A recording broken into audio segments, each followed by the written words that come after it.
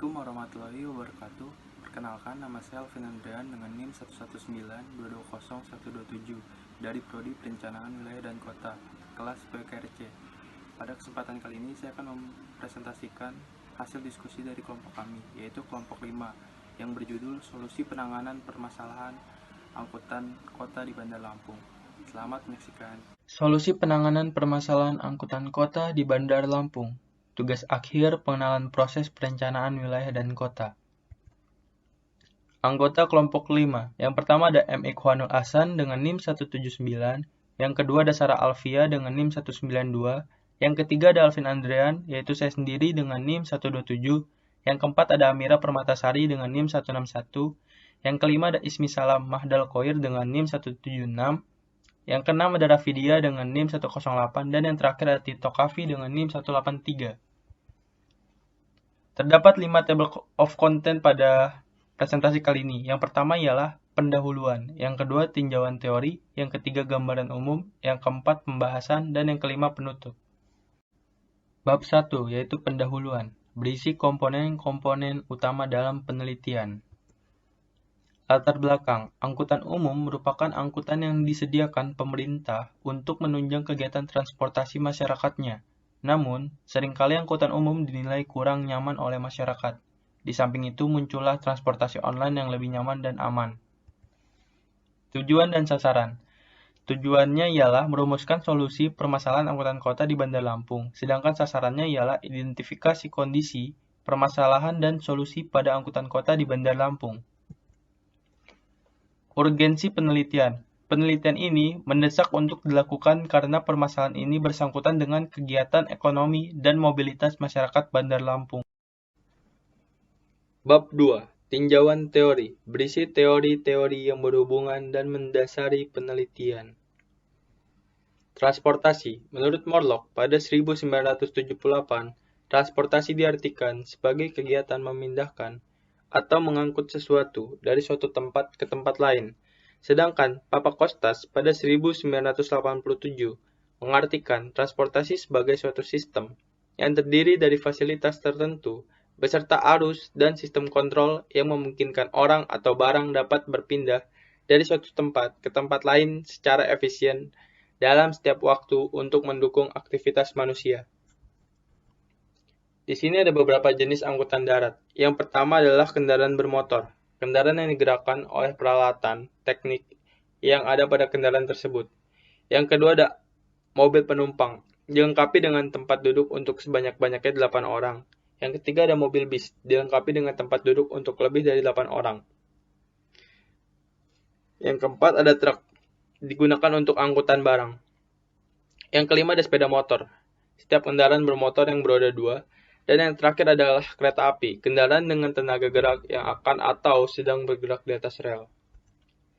Di sini ada definisi angkutan umum. Berdasarkan beberapa sumber, maka dapat disimpulkan bahwa angkutan umum merupakan kendaraan umum yang memindahkan penumpang atau barang dari suatu tempat ke tempat lain yang disediakan oleh pribadi, swasta, ataupun pemerintah, dan dapat digunakan oleh siapa saja dengan cara membayar atau menyewa.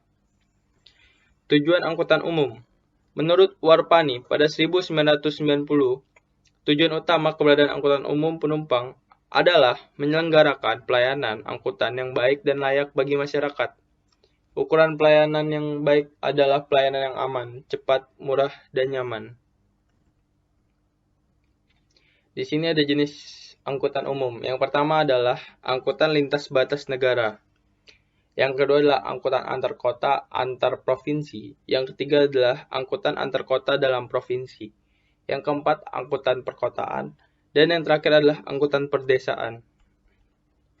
Definisi angkutan kota. Angkutan kota, menurut Seti Jowarno dan Frazila pada tahun 2001, merupakan angkutan dari suatu tempat ke tempat lain dalam wilayah suatu kota dengan menggunakan mobil bis umum atau mobil penumpang umum yang terikat pada trayek tetap dan teratur. Dapat juga dikatakan bahwa angkutan kota berupa angkutan massal atau mass rapid transit yang dapat mengangkut penumpang dalam jumlah banyak dalam satu kali perjalanan. Di sini juga ada tujuan angkutan kota. Menurut Warpani pada 1990, tujuan utama keberadaan angkutan kota adalah untuk menyelenggarakan pelayanan angkutan yang baik, seperti aman, cepat, murah, dan nyaman, dan layak bagi masyarakat. Angkutan kota yang baik. Angkutan kota yang baik adalah angkutan yang mampu memberikan pelayanan sesuai operasional angkutan perkotaan. Menurut Nasution pada tahun 2010, pelayanan operasional angkutan perkotaan ialah hasil interaksi antara sarana, prasarana, serta sistem operasional angkutan perkotaan sedemikian rupa untuk memberikan corak pelayanan tersendiri dan yang terdiri dari pertama, frekuensi yang tinggi. Yang kedua adalah pelayanan terjadwal dengan headway konstan. Yang ketiga adalah pelayanan yang dapat diandalkan. Yang keempat, pelayanan yang menjamin kenyamanan dan keamanan. Yang kelima, tarif yang imbang. Serta yang terakhir ialah aksesibilitas ke terminal angkutan. Di sini adalah penjelasan trayek dan rute. Menurut Warpani, pada tahun 2002, trayek atau rute angkutan umum merupakan tempat-tempat di mana angkutan umum melayani penumpang secara tetap, yaitu dengan menaikkan dan menurunkan penumpang. Bab 3. Gambaran umum. Berisi gambaran-gambaran umum mengenai tempat yang diteliti. Letak geografis. Kota Bandar Lampung memiliki luas wilayah 19.722 hektar dengan jumlah penduduk tahun 2015 sebesar 1.251.642 jiwa yang tersebar di 20 kecamatan dan 126 kelurahan. Secara geografis, Kota Bandar Lampung terletak pada 5 derajat sampai dengan 5 derajat 30 lintang selatan dan 105 derajat 28 sampai 105 derajat 37 bujur timur. Letak tersebut berada pada Teluk Lampung di ujung selatan Pulau Sumatera. Batas wilayah secara administratif.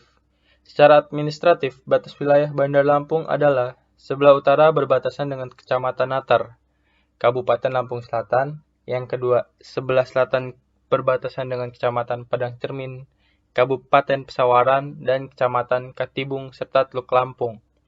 Yang ketiga, sebelah barat berbatasan dengan Kecamatan Gedong Tataan dan Padang Cermin, Kabupaten Pesawaran.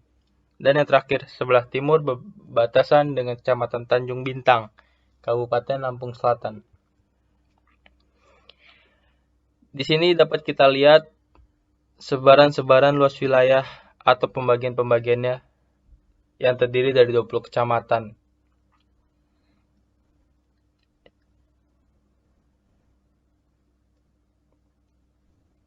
Selanjutnya, kependudukan. Di sini juga dapat kita lihat penduduk Lampung berdasarkan jenis kelamin pada tahun 2010 sampai 2020.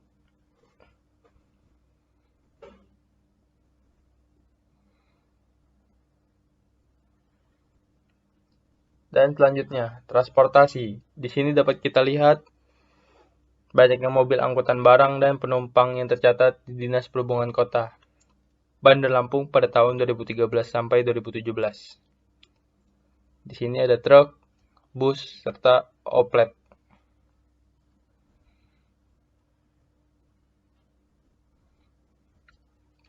Kendaraan bermotor. Berikut banyaknya kendaraan bermotor yang diuji menurut jenis kendaraan di Kota Bandar Lampung pada tahun 2013-2017 secara umum. Dan dapat kita lihat pada tabel di bawah ini.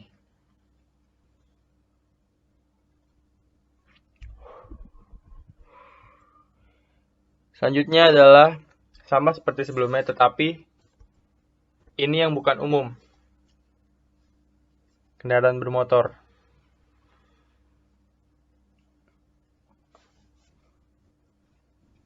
Sebaran pusat kegiatan. Pusat pelayanan kota. Yang dimaksud ialah PPK Tanjung Karang dan PPK Teluk Betung. PPK Tanjung Karang adalah wilayah pelayanan seluruh kota yang berfungsi sebagai perdagangan, jasa, kesehatan, simpul, transportasi darat. Sedangkan kalau PPK Teluk Betung, dengan wilayah pelayanan seluruh kota yang berfungsi sebagai pelabuhan utama, transportasi ekspor-impor, pergudangan, perdagangan dan jasa, serta distribusi kolektor barang dan jasa. Di sini juga ada sebaran pusat pelayanan kota. Terdapat 3 ialah SPPK Kedaton, SPPK Kemiling, dan SPPK Sukarame. SPPK Sukabumi, dan yang terakhir ialah SPPK Teluk Betung Utara. Bab 4. Pembahasan. Berisi tentang pembahasan dari hasil penelitian. Kondisi angkutan kota di Bandar Lampung. Yang pertama adalah kondisi lapangan. Dinas Perhubungan Provinsi Lampung dan Organisasi Angkutan Darat atau Organda sepakat untuk melakukan penurunan harga angkutan darat sebesar 6%. Angka ini lebih tinggi 1% yang dikeluarkan Kementerian Perhubungan sebesar 5%, kata Kepala Dinas Perhubungan Provinsi Lampung, yaitu Idrus Effendi, pada hari Jumat di Bandar Lampung. Idrus menambahkan, mengenai penerapan tarif angkutan umum ini, Dishub menunggu tanda tangan gubernur untuk dapat disahkan. Kondisi angkutan kota di Bandar Lampung. Di Kota Bandar Lampung, pusat rute angkutan kota berada di Tanjung Karang. Terdapat 10 rute angkutan kota di Kota Bandar Lampung. Yang pertama ialah Tanjung Karang menuju Raja Basa. Yang kedua, Tanjung Karang menuju Wai Halim. Yang ketiga, Tanjung Karang menuju Kemiling. Yang keempat, Tanjung Karang menuju Samratulangi. Yang kelima, Tanjung Karang menuju Sukarame. Keenam, Tanjung Karang menuju Permata Biru. Yang ketujuh, Tanjung Karang menuju Insinyur Sutami. Yang ke-8, Tanjung Karang menuju Garuntang. Yang ke-9, Tanjung Karang menuju Teluk Betung. Dan yang terakhir, Sukaraja menuju Panjang. Permasalahan angkutan kota di Bandar Lampung. Pertama, masih banyaknya penggunaan angkutan kota yang tidak memiliki izin. Sebab pemerintah setempat tak memberi izin perpanjangan trayek angkutan massal tersebut. Yang kedua, perlakuan supir angkutan kota yang tidak baik, yaitu melakukan pelecehan seksual kepada penumpangnya. Yang ketiga, supir angkutan kota masih ugal-ugalan saat membawa mobil angkot dengan jurusan Tanjung Karang Raja Basa. Yang keempat, masih minimnya fasilitas yang terdapat pada aspek kelengkapan dan keamanan pada angkutan kota di Bandar Lampung, seperti mesin sudah tua, interior rusak, dan sulit untuk dipasang AC. Yang kelima, masih banyak angkutan kota yang tidak memiliki surat-surat alias bodong. Solusi permasalahan angkutan kota di Bandar Lampung terdapat 5. Yang pertama, perlu adanya izin penindakan supir angkutan kota yang lebih tegas lagi mengenai izin trayek. Yang kedua, perlu diberlakukannya sanksi yang tegas bagi pelaku pelecehan seksual agar pelaku jera. Yang ketiga, pemerintah harus melakukan pengawasan yang lebih ketat di jalanan. Petugas keamanan harus tanggap dan tegas dalam menindak sopir yang ugal-ugalan. Yang keempat, perlu pengecekan rutin mengenai fasilitas angkutan kota. Yang kelima, pemerintah harus lebih sigap untuk menindak para sopir angkot bodong yang tidak memiliki izin. Bab 5. Penutup. Berisi kesimpulan dan rekomendasi dari penelitian yang telah dilakukan. Kesimpulan, berdasarkan penelitian yang telah dilakukan, maka dapat diambil kesimpulan di antaranya. Pertama, Dinas Perhubungan Provinsi Lampung dan Organisasi Angkutan Darat sepakat untuk melakukan penurunan harga angkutan darat sebesar 6%. Yang kedua, rute-rute terpusat di Tanjung Karang dengan tarif 4.000. Yang ketiga, solusi yang dapat diambil dari permasalahan yang terjadi adalah dengan melakukan pengkajian ulang peraturan, melakukan sosialisasi rutin pada supir angkutan kota, dan menyediakan akses pelaporan yang mudah, melakukan pengawasan yang lebih ketat di jalanan, dan lebih sigap menindak angkutan kota yang tidak memiliki surat. Rekomendasi dari penelitian yang telah dilakukan, peneliti merekomendasikan instansi yang terkait untuk menindak masalah-masalah tersebut dengan sigap dan tegas dengan cara melakukan pengecekan angkutan kota secara rutin atau razia, menjatuhkan sanksi yang tegas kepada pengemudi yang tidak memiliki surat kendaraan, mencabut dan melarang beroperasi angkutan kota yang izin trayeknya sudah kadaluarsa, dan menindak tegas para pengemudi yang melakukan pelecehan seksual dan menyetir ugal-ugalan, sesuai dengan hukum yang berlaku. Sekian presentasi dari kelompok kami. Jika ada salah kata, mohon dimaafkan. Wassalamualaikum warahmatullahi wabarakatuh.